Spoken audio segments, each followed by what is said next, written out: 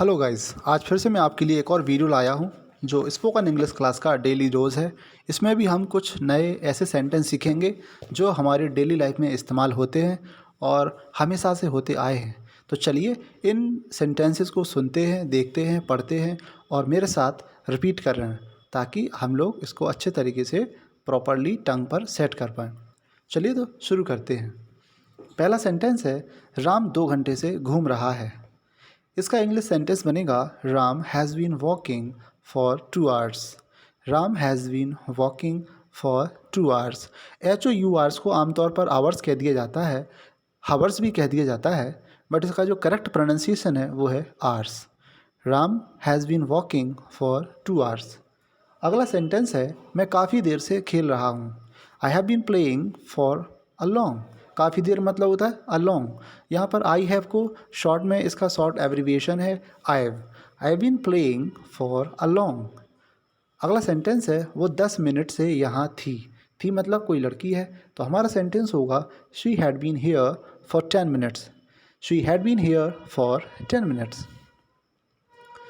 अब हमारा अगला सेंटेंस है, नेहा 2 दिन से कह रही है। पता नहीं कौन सी बात कह रही है, फिर भी नेहा 2 दिन से कह रही है, तो इसका इंग्लिश सेंटेंस बनेगा, Neha has been saying for 2 days.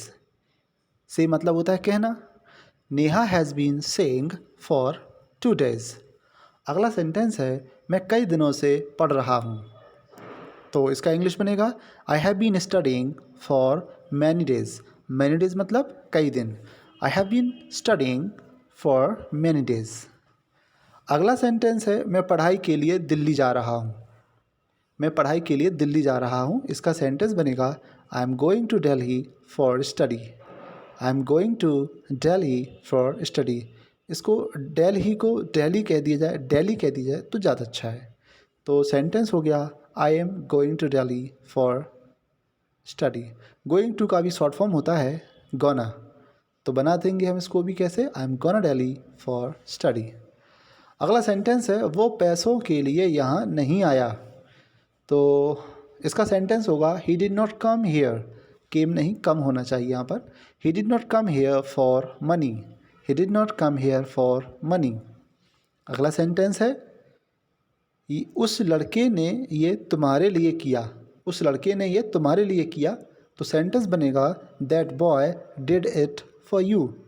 तो फास्ट कहा जाएगा, that boy did it for you.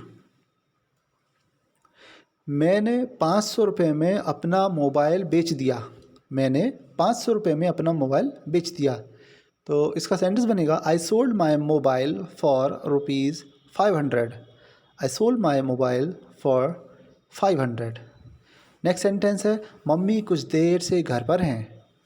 Mummy कुछ देर से घर पर हैं, तो इसका सेंटेंस होगा, mom is at home for a while. For a while मतलब कुछ देर। Mom is at home for a while, और मॉम को हम मदर भी कह सकते हैं। उम्मीद है आपको ये सारे सेंटेंस समझ में आए होंगे और ये भी जाना होगा कि हम ऐसे सेंटेंस अपनी लैंग्वेज में बोलते भी रहते हैं। तो चलिए ऐसे ही सेंटेंस के साथ हम फिर मिलेंगे अगली वीडियो में। तब तक के लिए goodbye, keep learning, keep smiling.